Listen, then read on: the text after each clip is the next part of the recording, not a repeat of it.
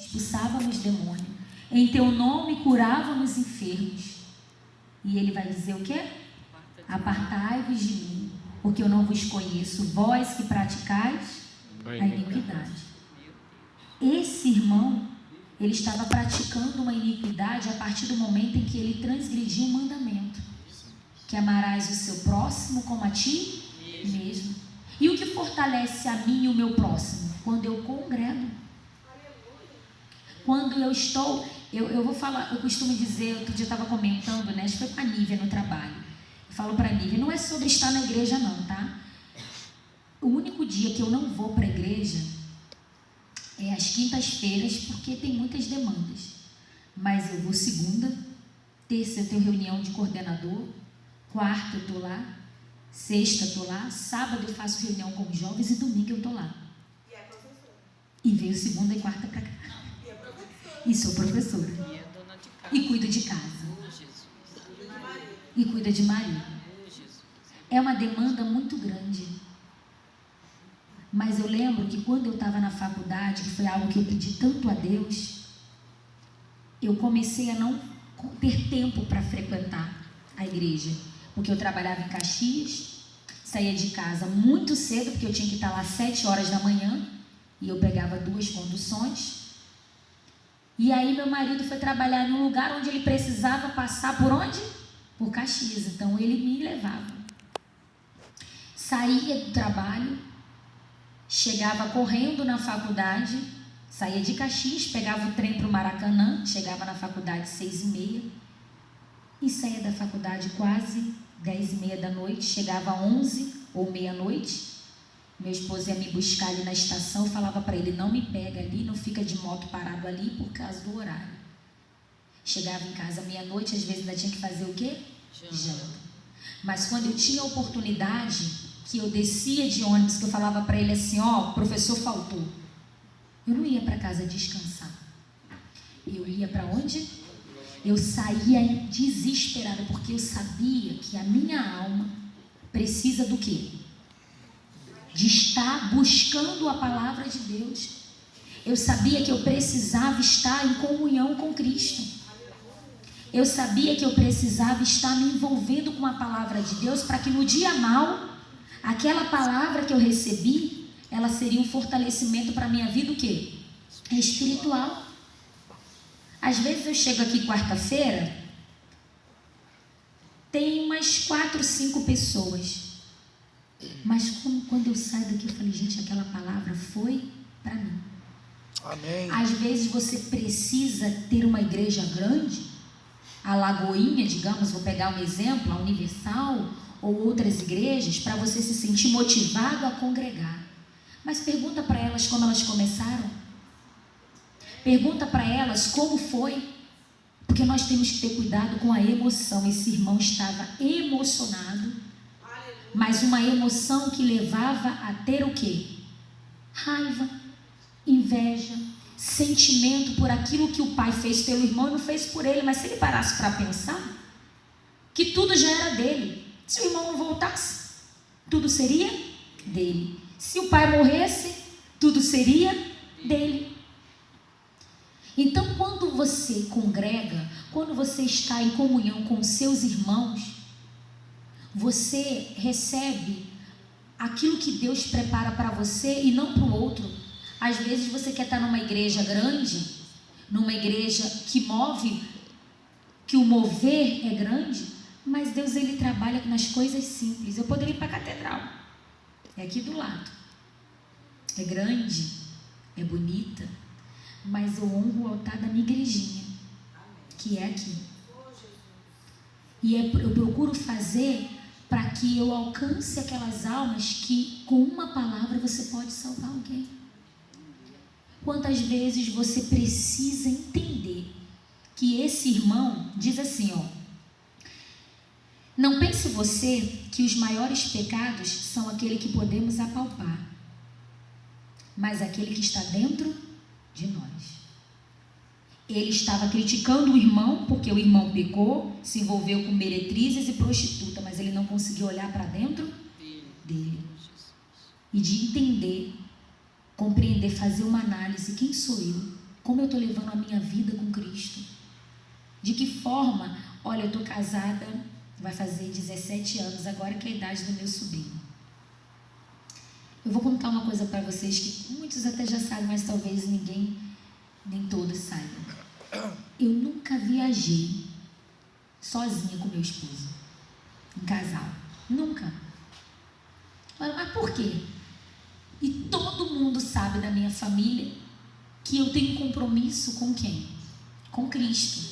E eu estou numa condição de estar como líder dos jovens desde sempre. E toda vez que eu precisava me ausentar, eu precisava ter o compromisso com quem? Com aquelas almas. Eu falo para Deus, enquanto eu cuido dos seus, o Senhor cuida dos meus. Eu vou viajar, mas é sempre minha mãe, minhas irmãs, está sempre aquela confusão e a gente vai, sai no Natal. Mas eu sempre falava para ele, eu falei assim, mas quem vai ficar com eles? Quem vai ajudar esses jovens? A princípio não tinha ninguém para poder estar ali passando aquela mensagem. E o que me move? Uma vez nós fomos viajar com um grupo de amigos e aí ficamos, aí os amigos, vamos estender mais um pouco. Eu falei, não, eu já fui, eu já aproveitei, eu já curti um pouquinho, mas eu tenho que voltar para o meu compromisso com quem? Com Deus. E quando eu chegava lá, eu recebi alguém que falava assim, nossa, eu estava só esperando você chegar porque eu precisava de uma ajuda, de uma orientação. Então, irmãos, que essa palavra ela possa despertar em nós o querer estar em comunhão. Amém.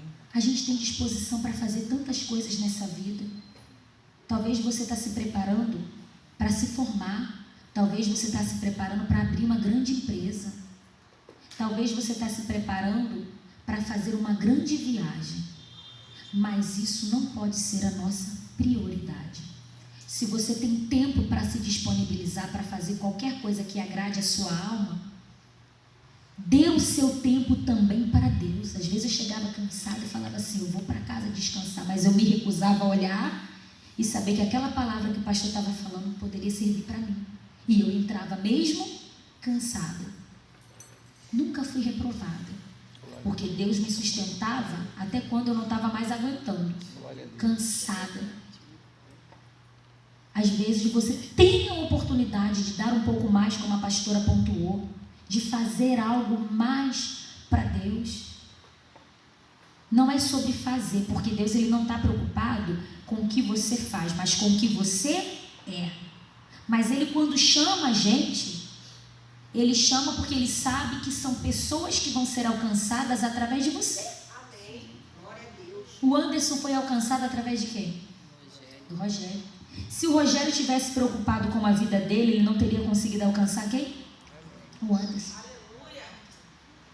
Assim vai para todas as almas que a gente conhece. E aí diz mais assim, ó. Ele trabalha para o Pai, mas fazia como obrigação e não fazia por prazer. Trabalhar pelo salário, pela obrigação, mas fazer para aquele que você foi escolhido a fazer, tem que ser por amor. Quem tem filho aqui? Quando você vai tirar a fralda do seu bebê, o cheiro é bom ou ruim? É ruim. Mas você vira a cara? Não. Quem está do lado às vezes faz assim, ó. Mas você está ali limpando. Ai, nenenzinho da mamãe. Então você começa a brincar, mas você vai limpando. Porque você faz aquilo por obrigação ou por prazer? Por prazer, porque é o seu filho. Porque se você não fizer, ele vai ficar o quê? Sujo. E depois que você limpa, que você bota a roupinha nele, a fralda, você dá brinco e dá o quê? Um beijinho. Porque ele está limpo, ele está cheiroso. Você faz com amor. Você não fez por obrigação. Agora, quando você vai para um hospital, ou quando você conversa com alguém que cuida, a pessoa fala o quê? Ah, eu não aguento mais esse trabalho. Desculpa o termo, eu não aguento mais limpar velho. É um cheiro horrível. É aquele asilo fede, aqueles velhos que fazem as necessidades. Nossa, aquela fralda, eu não aguento mais. Porque ela está fazendo por amor ou por obrigação? Por obrigação, porque se ela não fizer, ela não recebe. Você entende a diferença com esse exemplo? Quando é para Deus, tem que ser feito por amor, porque Ele é o nosso Pai. Quando você faz pelos seus, você faz com amor, porque você faz para alcançar os seus. Mas quando é para o outro, a gente faz de qualquer maneira. Mas Deus nos observa. E aí Ele fala naquela palavra: tudo que fizeis, fazeis como para o Senhor e não para homens, porque é do Senhor que nós receberemos a nossa recompensa. Então, quando você vier para a igreja, venha não porque a igreja vai estar cheia. Porque se você pensar assim, hoje eu não vou porque a igreja segunda-feira está vazia, e todo mundo pensar igual você, a igreja vai continuar vazia. Agora, se você pensar, não, hoje eu vou, porque Deus está presente naquele lugar, porque onde houver duas ou mais, Ele está presente. E aí o outro também vai pensar igual a você. E quando você for ver, está uma igreja unida e edificada, preparada para acolher aquele que está sofrendo. Mas quando eu pego a minha bolsa, peraí, deixa eu ver qual é o culto de... não, vou dormir um pouquinho mais. Não, é ali que Deus Ele vai te honrar. É ali que Deus Ele vai te abençoar. Outro dia eu cheguei aqui, lá embaixo eu estava ouvindo o Cristiano orar, pregar. E ele pregava, aí eu subi. E qual foi o meu pensamento quando eu subi? A igreja tá cheia. Porque lá embaixo do portão, eu ouvia ele pregando. Aí eu subi, eu falei, vou subir devagarzinho para não tirar a atenção das pessoas. Quando eu cheguei, só estava minha mãe de olho. Só tinha 2 pessoas. Mas ele pregava como se pregasse para uma multidão. Porque onde houver 2 ou mais reunidas, quem está presente? É Ele. É Ele. E aí diz assim: cuidado com o que os seus olhos te mostram, mas com o que os seus olhos te mostram, mais o que está fora, e você esquece de olhar para dentro. Esse irmão, ele não acolheu o outro irmão. Ele estava perdido dentro da igreja. Eu costumo falar para os jovens: não adianta vocês estarem dentro da igreja se vocês não estiverem no reino dos céus. Porque quando Jesus voltar, muitos serão pegos de surpresa. Como a gente tem levado a nossa vida com Deus? Lá fora as pessoas, elas levam a sério. Quando no Engenhão, eu estava vendo uma matéria que no show da Lady Gaga, as meninas compraram fralda geriátrica para colocar, para ficar na fila do show, para poder trocar. Então elas evacuavam na fralda, porque elas faziam campana, né? Elas botavam aquelas barraquinhas para quando abrir, elas serem as primeiras para o show. Então, vira e volta, você vai perceber isso quando tiver algum show que for no Engenhão, barracas de acampamento, elas compram fralda descartável, lenço umedecido, porque aí elas evacuam ali, e limpam com lenço umedecido e descarta aquela fralda. E como é que faz para tomar banho? Às vezes tem pessoas que moram em torno que já estão alugando o banheiro para que elas possam tomar banho.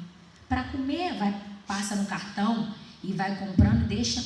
E eu fico pensando, como é que as pessoas têm essa disposição para fazer por alguém que não deu a vida por elas? E a gente tem sempre uma desculpa, gente, para fazer pelo nosso Deus. A gente está sempre colocando as nossas prioridades acima de tudo. Só que a gente precisa entender que dessa vida a gente não vai levar nada, nem o seu filho bonitinho, nem o seu marido que você gosta, ele vai com você. Você vai sozinho. E você vai prestar contas de tudo que você faz com quem? Com Deus. É claro que Ele dá uma família para que a gente possa cuidar. Ele dá um bem para que a gente possa viver bem. Mas isso não pode ser o nosso Deus. Nós não podemos colocar a nossa prioridade, porque esse irmão estava preocupado com o seguinte: ele gastou tudo que era dele e era meu, agora ele está voltando, ele vai gastar o que é meu agora. Ele estava preocupado com o que ele poderia perder, mas perder financeiramente. Ele pontuou, mas ele gastou tudo que ele tinha, que o Senhor deu. Ele estava preocupado, mas se ele está voltando, daqui a pouco ele vai sair de novo. E aí ele vai querer pegar agora a minha parte.